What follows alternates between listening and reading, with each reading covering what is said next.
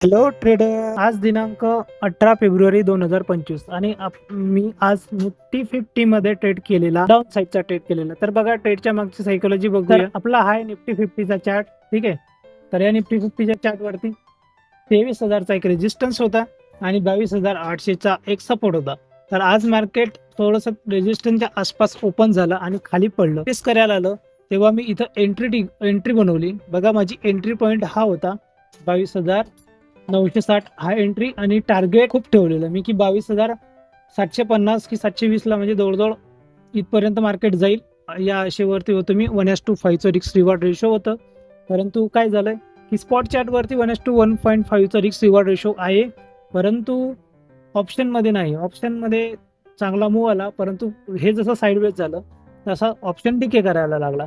तर डीके कमी व्हायला पाहिजे, त्यासाठी मी 27 फेब्रुवारी नेक्स्ट एक्सपायरीचा 22,800चा पुट घेतलेला आणि तो पुट माझा बाय 149 पॉईंट समथिंग काहीतरी बाय झालेला आणि तिथनं ऑप्शन 210-213 ला हाय मारलेला. स्पॉट चार्ट वरती जेव्हा मार्केटने 11:45 ला, बघा या कॅन्डल मध्ये आहे ना, आता या टूलचं काम आहे आपल्याला, 11:45 ला जेव्हा हाय मारलेला तो माझा ॲज अ ट्रेलिंग एसएल होता.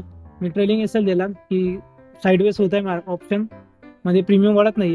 जर कधी वरती निघून गेलं तर ठीक आहे, आपल्याला हेवी लॉसेस घ्यायला नको, की जेवढा प्रॉफिट होता त्याच्या बदले जास्त लॉस नको.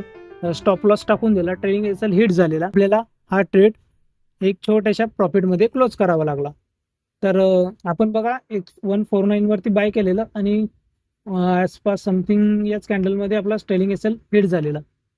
तर चांगले होते की मार्केट खाली पडेल, परंतु आज परत मार्केटने 22,800 ला सपोर्ट घेतला आणि 22,800 ते 23,000 या रेंजमध्ये मार्केट काल, आणि त्यामुळे इथं डीके खूप लागत आहे.